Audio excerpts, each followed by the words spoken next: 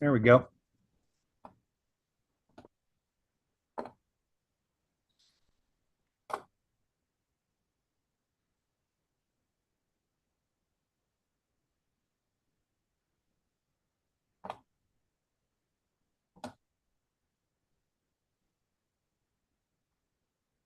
Perfect.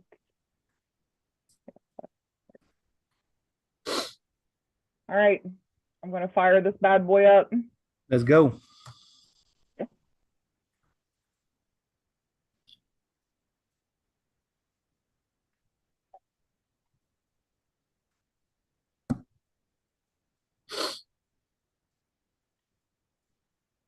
All right, hello, everyone. As you file in, it's so good to see everybody on a spring day. Happy spring.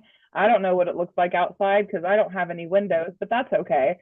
So we're just kind of hanging out, enjoying the weather we hope is happening outside.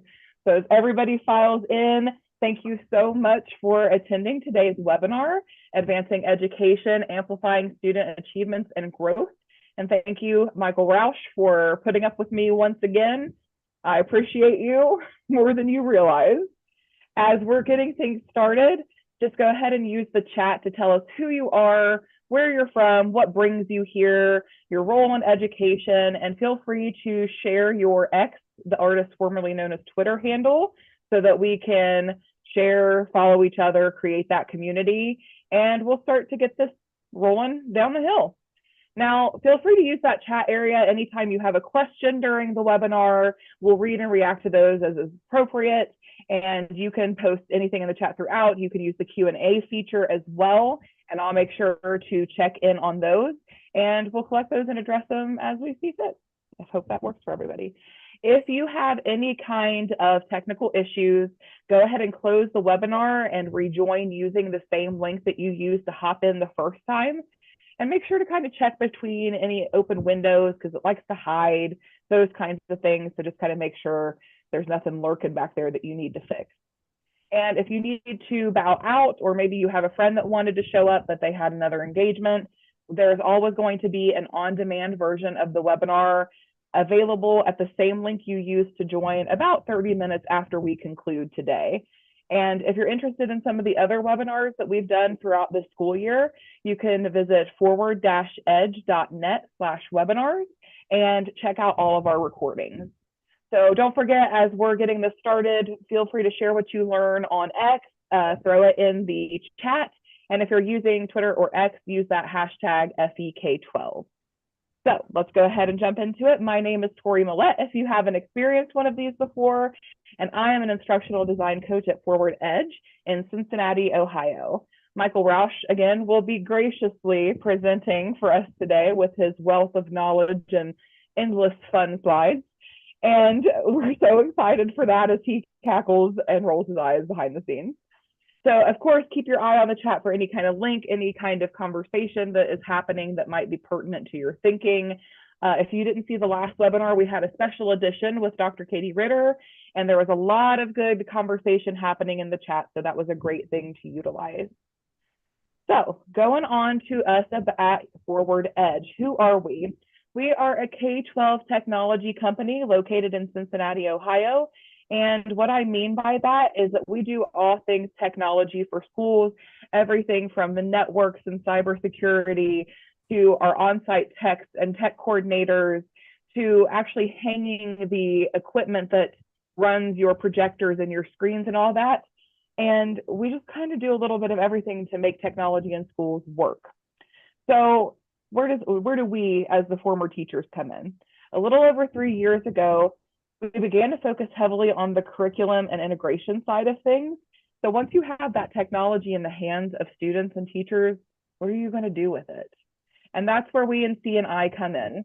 We all have an educational background and a variety of classroom experiences that really help us to band together and come up with solutions and supports that really work for everybody because we have that collective experience.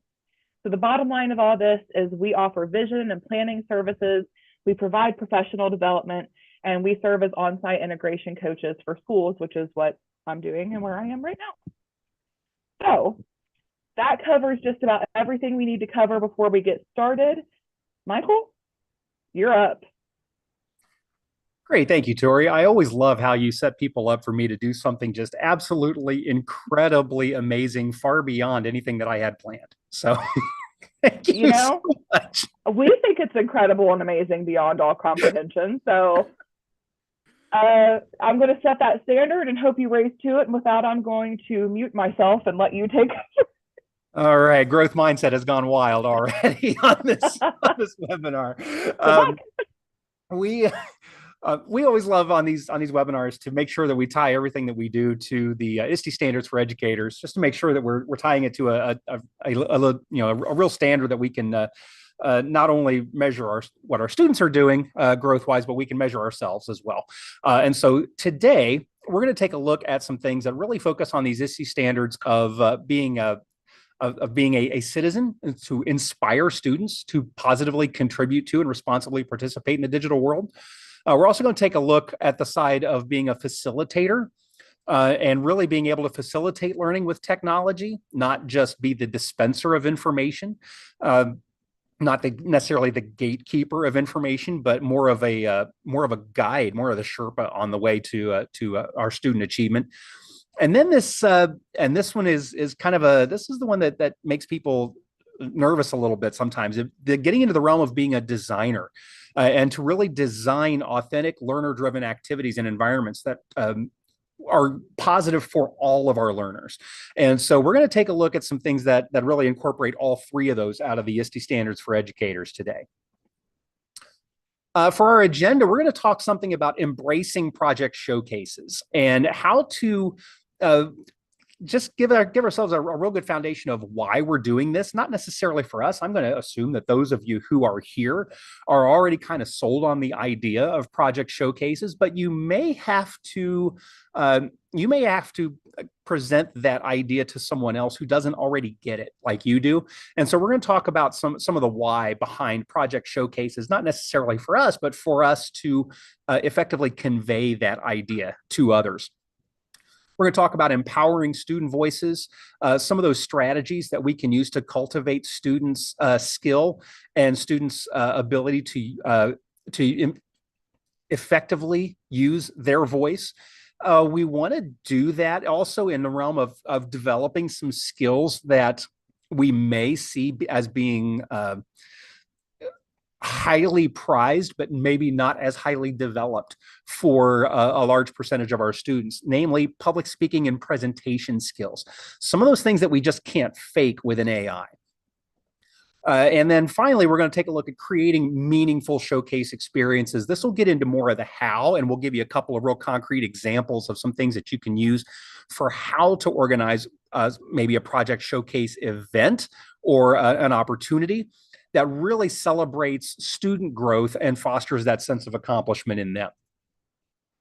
So let's get started with amplifying student achievements and growth in this part of our webinar series.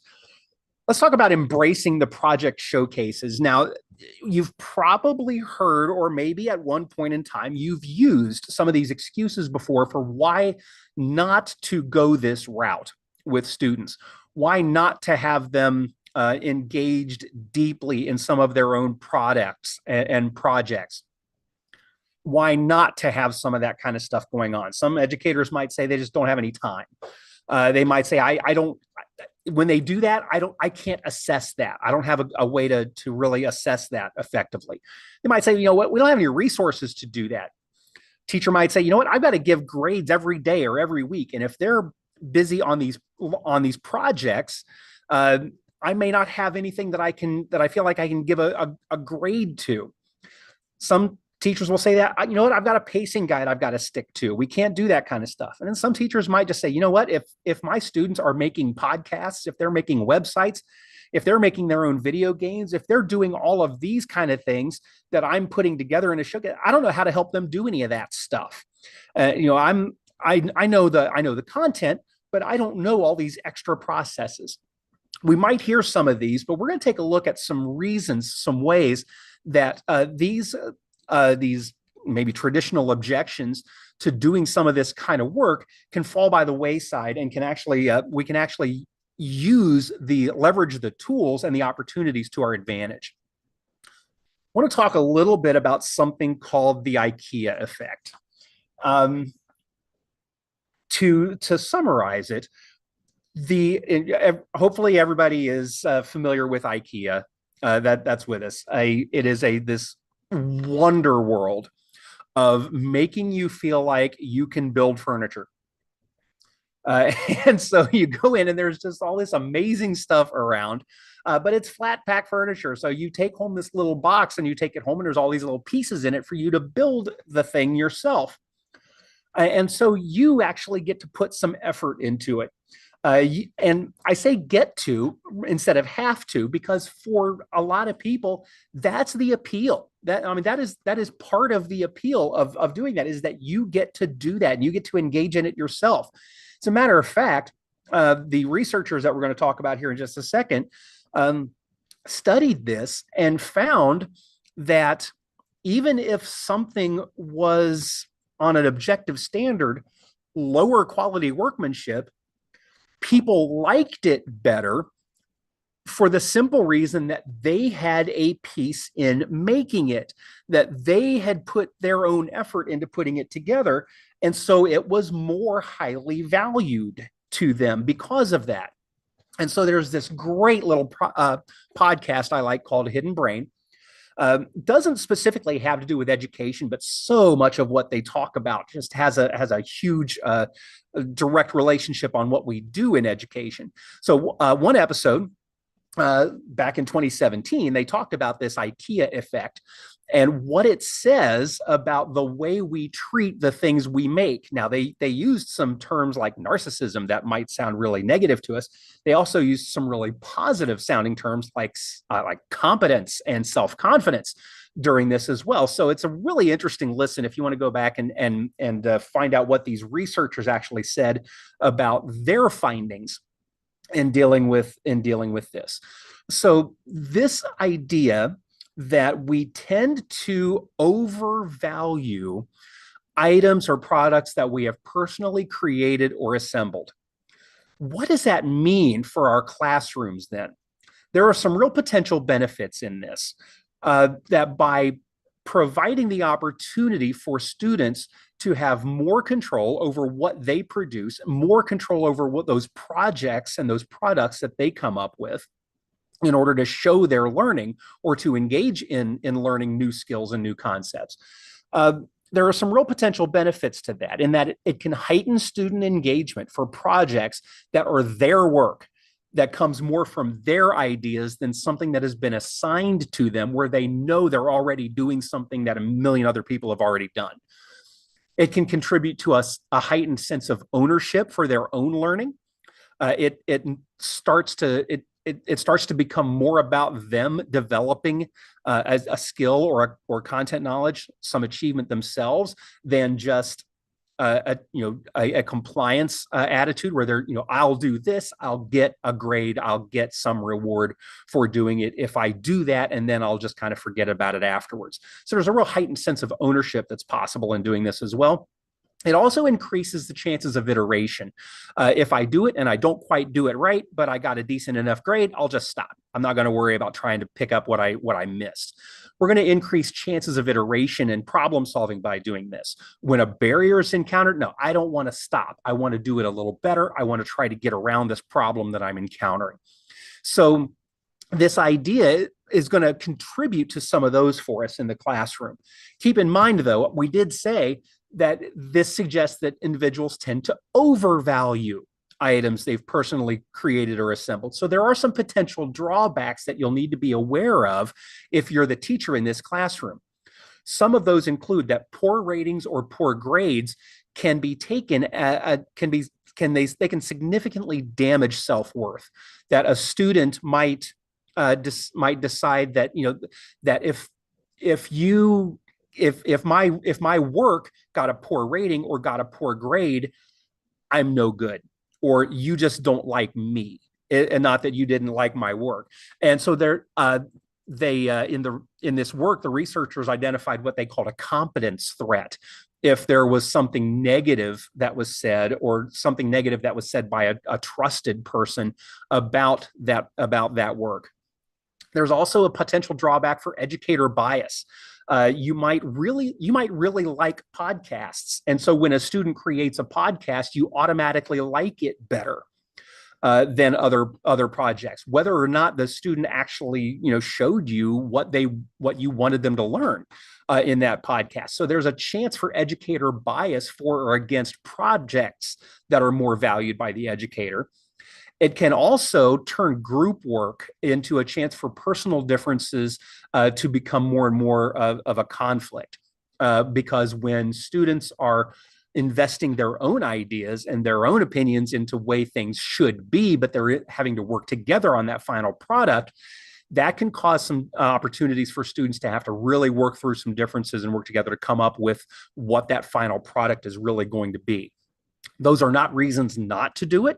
Those are simply things for the educator to make sure that they look for as you're routinely checking in on the students who are engaging in these projects for your showcase. So these portfolios, these showcases, these things that you're doing, benefits for your school or for your class is that you have a chance to tell the entire world what your class is accomplishing. It can connect you with experts in the field from around the world in a way that just was never possible before. It can help provide you some resources for student recommendations. It's coming up time now where a lot of educators are getting asked for letters for recommendation for colleges or for other schools, for things like that that's going on. And a student comes to you and says, "Hey, can you write a recommendation letter for me?" And you start trying to think, okay, what has this student done? Well, if your class has some of these portfolios, you've got ready access to some real tangible things that student has done that you can point to. It can be a great help for you assessing the group and the individual achievement of standards and goals. It's also a great way for you to tell just the local community about the great work that's being done in your school. When your student has a portfolio of their own work, that can also help the student to showcase their accomplishments for colleges, employers. It helps them see their own progress. It lets them incorporate multimedia content in a way that's not possible with just a binder. It doesn't have to fit on one sheet of paper like other things do. And it really does tell your story for you as a student. It tells your story way better than just an application, a resume, or an admittance essay is going to. So let's talk a little bit about empowering some of those student voices and figuring out some tools that we can use and some ways that we can maybe mix up some of the tools that we use. The refrigerator door now has changed, and so we've got a lot of different ways to show student work off than just letting it go home and get stuck on a refrigerator door. One of my favorites, and I don't know, somebody's probably keeping track of this back at the office, but this is probably about the 5th webinar or so that I've done in a row where I mentioned Book Creator for one reason or another. And part of that's just because it's such a great tool for so many different things. But one of the tools that you have in Book Creator, when you as the teacher have created a book and students have contributed to it, students are creating their own, or they're co-authoring an electronic book together, is that little share button down in the bottom middle where you can actually publish that book to the world. You can you put in a title, you put in an author, you give it a description, make that book public, choose whether or not you want to allow remixes to that book, and then you'll get a chance to read that book online. You can copy a link to it. You can create a QR code to that book that you can send out there. And this will let anyone around the world be able to read what you have produced. It also, take a look at the top of this tab, it gives you some analytics tools. You can find out how many times people have accessed your book, where they're from, some of those kind of analytics tools that you can use to see whether people are really looking at that material or not. It's a great way to be able to publish, to really showcase student work as a group. It's also a great way for you to allow students to create their own collection of artifacts of their own work, because again, Book Creator allows you not just to use text and pictures, you can do those multimedia elements as well and include video, audio, and other materials. And so that material then is available to to anyone who needs it in a format that's going to be really powerful in the hands of the viewer. Another great tool that I love to use used to be called Anchor when I first started talking about it. It was since then bought by Spotify. And so Spotify now has Spotify for Podcasters, which is the old Anchor podcasting tool. You can then, as a class, you can create your own classroom or building podcast. Have students talk about all the materials that they're doing, have them reflect on their learning, have them do things that are going to really show up strong in the way that they talk and they interact with each other. Take a look at Spotify for Podcasters, a great way for you to get started with your own podcast that can then be made available wherever people get their podcasts. Two great tools for making websites to do this are EduBlogs and Google Sites. If you take a look at the left-hand column there, that is the control panel for EduBlogs. If you are familiar with WordPress and you're thinking, man, that looks a lot like WordPress, you're right. EduBlogs is just an education-based version of WordPress. And so one great thing about that is once you have this done in EduBlogs for your school, then you can use this to let students have their own materials for their own WordPress site after you're done. You can package all their stuff up and ship it right off to them and have them move it into their own WordPress site for their own portfolio later on. Google Sites is also a great way for you to provide a set of tools for students to use. Plus, because, I mean, if you're already having students do so much of their work in Google Drive already, that's where their work already is. And so Google Sites is a great way to easily embed all of that work that they've already got in Google Drive or some of those other tools. Here's an example of us using EduBlogs here at the school where I work to work on a history projects. And so students were able to post their final projects or the things that they work on as they do them. So those things are coming out. Students are making those posts. They're being reviewed before they go out to everyone. So making history was our way of using EduBlogs to keep track of what students were doing as they were doing it and let that information get out to the world as well. Here's a great example of a Google site that was done by a school. They created a template for all of their students to use. And so again, it's more than just what a resume or a CV would tell. You can add a cover letter, you can add a resume, but then you can also add some individual snippets, some quotes, some reflections, some samples of your own work. Great way to use Google Sites for that. I would also say that this is something that should be available for every student in your school. There is no voice for the voiceless on this. They all have a voice. We just need to make sure that they get a chance to use it. I can't say it any better than my friend Jordan said it. If you are on X or any other social media platforms, take a look for Jordan, follow her, keep track of the work that she is doing in advocacy in this realm. She is doing fantastic work. All right, so now we've talked a little bit about the why, we've talked a little bit about the what. Let's talk about how we're going to create some of those meaningful showcase experiences. It's one thing to want to let students create those things. It's another thing for students to have a way to do that in a way that they feel competent doing it. How are we going to get there from here? It's not just a matter of deciding we're going to get there and walking right in. One tool that I would highly recommend to you is a book by author Kwame Alexander called The Right Thing. Somewhere for your students, they need a chance to engage in this kind of an opportunity.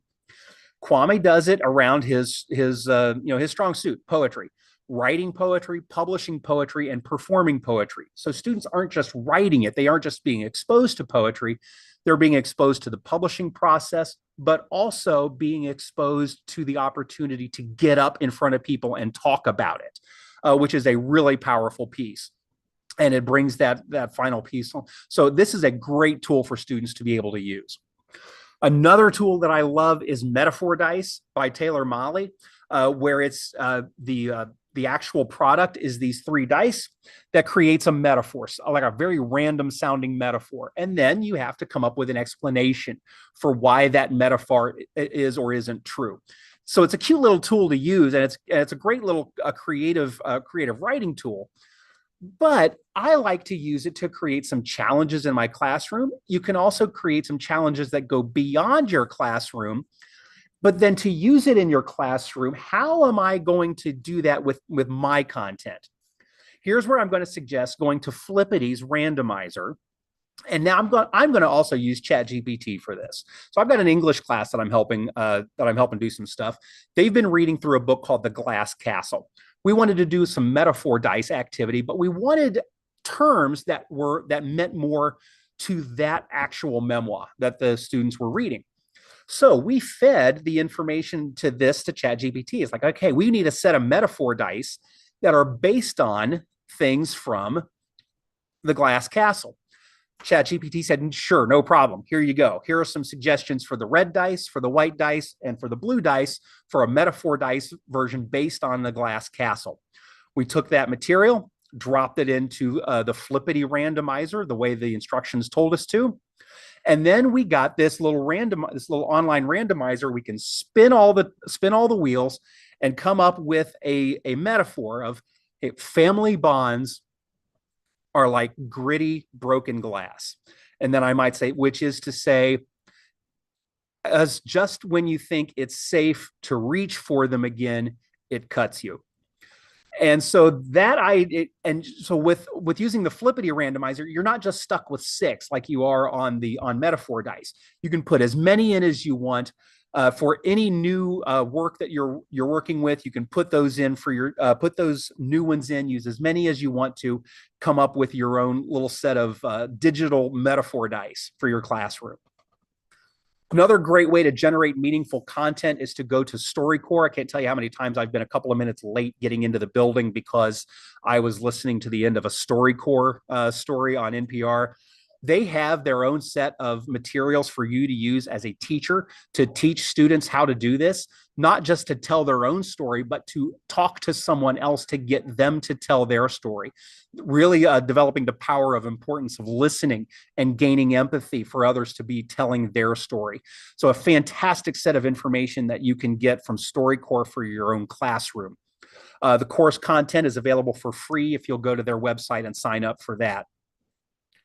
So this way we can take that, those things that we would have just gone for the trophy case or for the refrigerator door, take those truly meaningful opportunities that we want to be celebrated in our students and have them use them to talk about the way to make a better world now. Honestly, your student's digital portfolio is already one Google search away. And if your students are not telling their colleges, their employers, whatever, what their website is or where to find their digital footprint, I can guarantee you those schools, those employers, those people, they're Googling your kids when they apply. And so their digital footprint is already out there. It's up to us to help our students make sure that the students are positively contributing who they are to really tell their story, so that what prospective colleges, employers, business partners, whatever, that what they find about our students is positive and really tells their story effectively.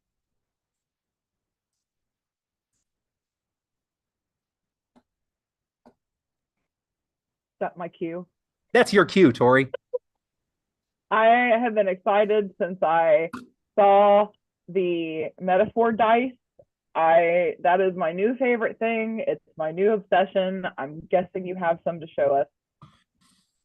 I do. I have a couple of sets around here somewhere. There's an erudition edition and there's a basic edition, and they're just the coolest things in the world. As an English teacher, I'm just like, that would have helped me so much teaching the concept itself, but that's neither here nor there. They're just very cool.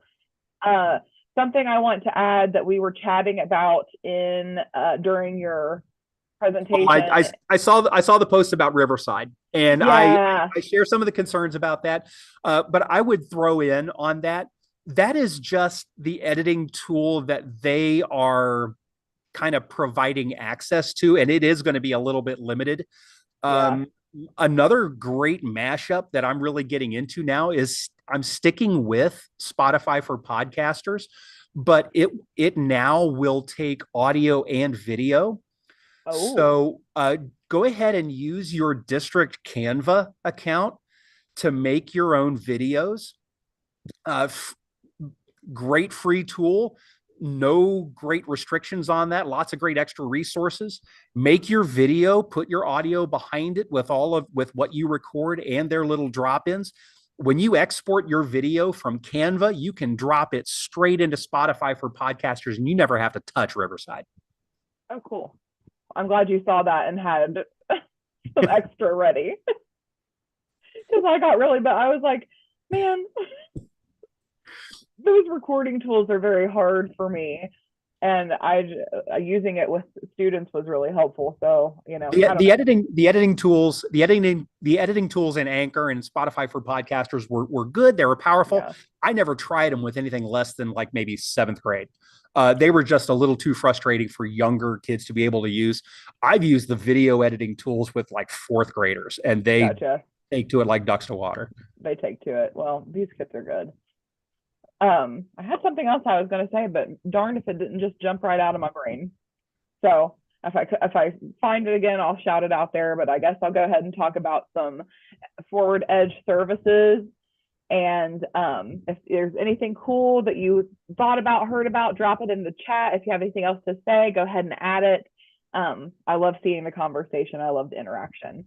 So one of the things that we do here at Forward Edge is making sure that everybody that needs one has their Google for Education certified educator, level 1, 2 trainer, and everything you might need. So if you are interested in earning yours, renewing yours, we're the place to go. We can do, like I said, the level 1, the level 2, and we offer the comprehensive training experiences in person or virtual, led by a Google certified trainer. So that's a really great thing. That's how I got mine.